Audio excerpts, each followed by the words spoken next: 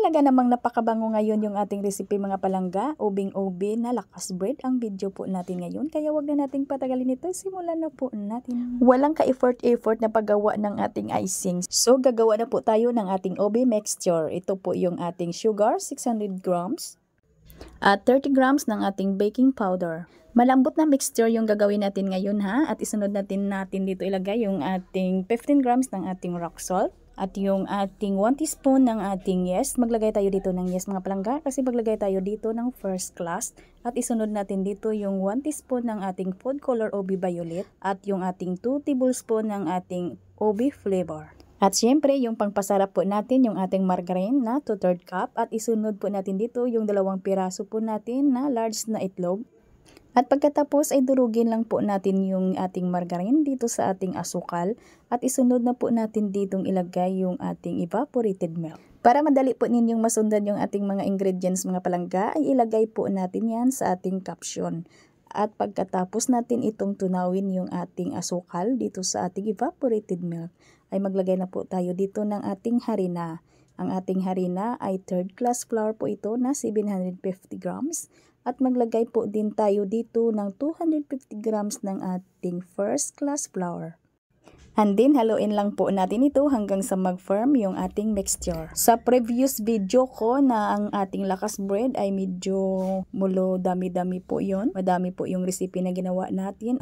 Plain lang po ho yun mga palangga. Wala pong flavor. At medyo mababa yung hydration natin noon sa pagtimpla po natin. Pero ngayon mga palangga ay level up po natin ng bunggang-bungga. At ilagay na natin dito sa ating 11 by 14 by 1 ng sizes ng ating lianera.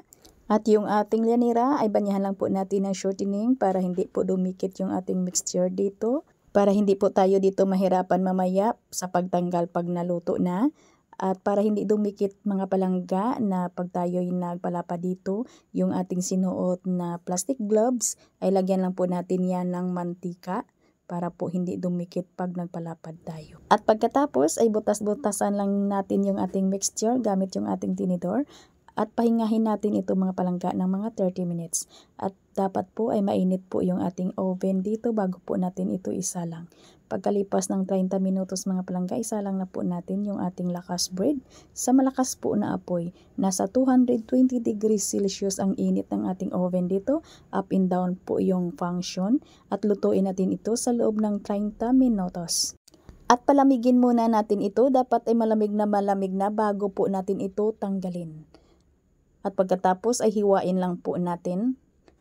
Nahiwa ko ito mga palangga ng 36 pieces or 36 slices po.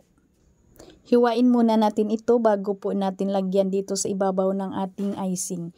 And then pagkatapos ay itabi muna natin ito. Gagawa na tayo mga palangga ng ating royal icing. At para naman sa ating royal icing ay gagamit tayo dito ng 2 pirasong egg white, yung large po na itlog or 76 grams po yung ating egg white. At maglagay tayo dito ng 300 grams ng ating powdered sugar. At gradually lang po yung paglagay natin ng ating powdered sugar at batihin po natin mga palangga. At baka sabihin po ninyo hilaw po yung ating egg white. Ay mga palangga, okay lang po yan. Wala yang problema kahit hilaw po yung ating egg white.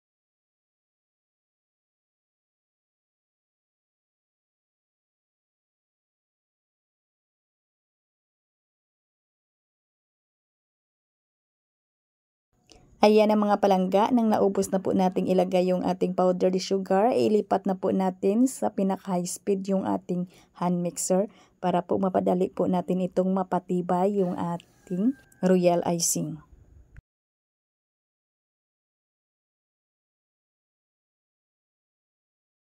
Ayan, ito po yung consistency ng ating royal icing.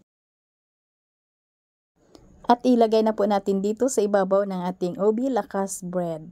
At itudo na po natin ito. Iubos na po natin itong ating icing. Katamtaman lang po talaga yung ginawa natin.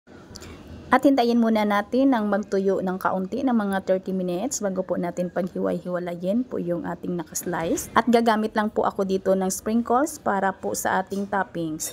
At ito na mga palangga, natuyo na po yung ating icing. Ilang grams po ba yung ginamit natin dito na egg white para sa ating icing? Sa first comment na tama ay usap po tayo. Hanggang dito lang mga palangga. Sana ay may natutunan. Magkita-kita po tayong muli. Ito pong inyong Kainday Tinapay. Maraming salamat at bye-bye.